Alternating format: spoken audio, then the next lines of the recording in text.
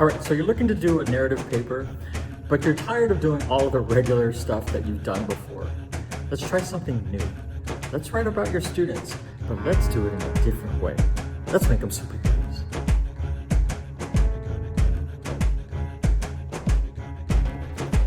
So you got this packet, and there's two different things that you can do. The first is the paper itself, and then you have a project that you can do right after that if you would like to go ahead and do that as well.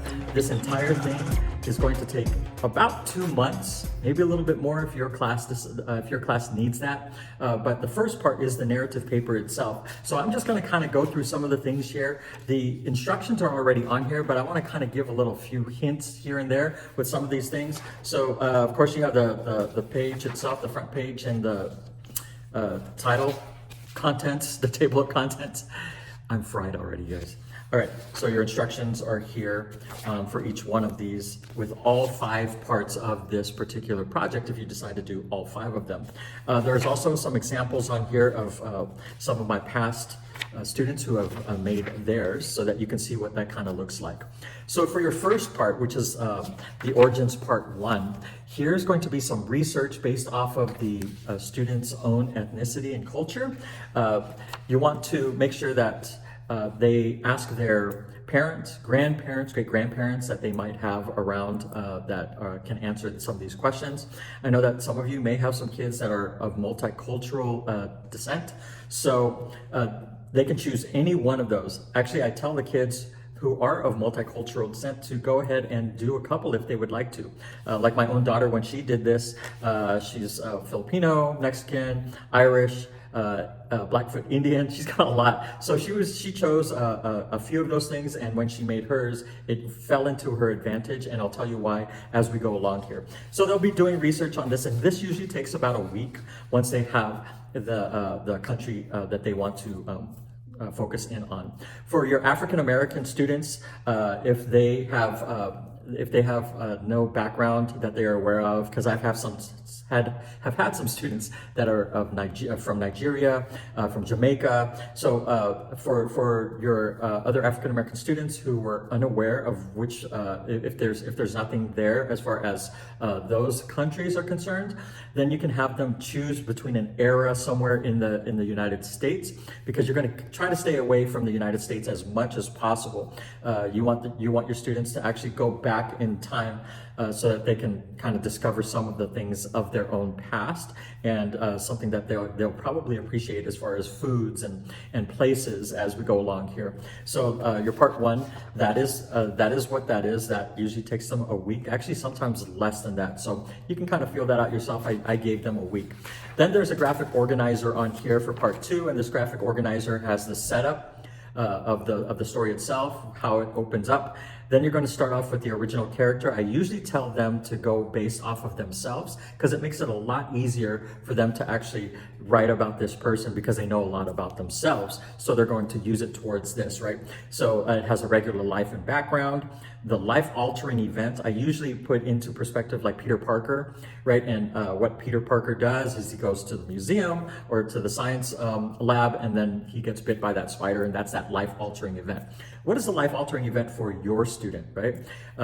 Is it that they went on a trip to whatever country they're doing of focus, and then they found this hidden, I don't know, hidden place that's at that site that nobody knew of, and then that's where they came up with something over there. That's something for you to explore with them, and for them to explore as well. So there's that life-altering event. Some of the challenges and the adjustments to the newfound abilities that they have. Peter Parker, if you saw the movie for the Sony movie. Okay, so if you saw the movie with Tobey Maguire, then you would know that he had some issues there of acclimating to his newfound powers, right?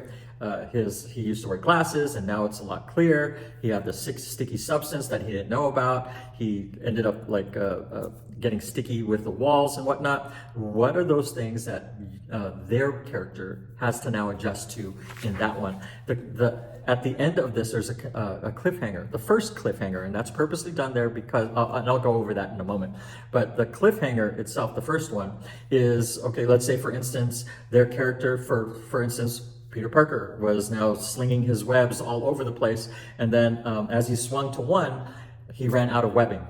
Oh, he starts to fall, cliffhanger somewhere there, and then now we go on to the next character, which is the antagonist for this one. And the antagonist now, we talk about their regular life here as well, their background, because all of these villains have a background as to how they become a bad guy, right? So this is one of those ones that they can kind of dive into as well in their background. The antagonist reasons here for becoming the antagonist itself. Was it jealousy? Was it something else? I don't know. What are they going to come up with? We also want to make sure that this becomes school appropriate. Some of the kids like to go into like the violent realm, and we kind of want to tame that a little more. So just be aware of that. Leading up to the meet of the protagonist and the antagonist. Okay, so Peter Parker and Dr. Octavius, right? That's his professor at school. But they don't know that each other is going to be the antagonist and protagonist yet. So that's how they meet there. And then the things that happen when the protagonist and the antagonist meet as their alter egos. So when Spider-Man meets Doc Ock, okay, what happens there, right? That's where that goes into. And then we have the second cliffhanger. And again, that is purposeful for this project. There are 2 cliffhangers, that's correct. So, and we'll go over that in just a moment. Then after they are done with the graphic organizer, which again usually takes a week, so that's 2 weeks so far, we have then part 3, which is the actual narrative itself. Now, based off of how much they end up putting on their graphic organizer, again, the more detail that they have, then the better that it goes into the narrative paper.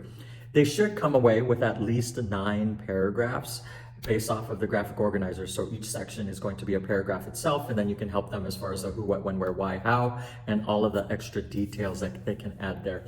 I also have them make sure that they integrate a lot of the research that they have in the part 1. The reason behind that is because now it becomes a totally different type of story based off of a lot of things that they've learned about their own culture, which will be helpful as they go along here, foods and things like that. I've had students who have, for instance, have come up from Italy, for instance, and a lot of their weapons come from like breads or pastas and things like that. So just so that you're aware of what they can do, just help them along with that. Again, that is the part 3.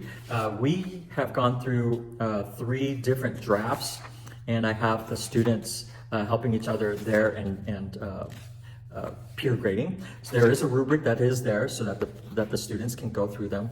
The research citing that is on here, it says research citing, but what they're looking for again here is the integration of the actual research from part 1 into the story.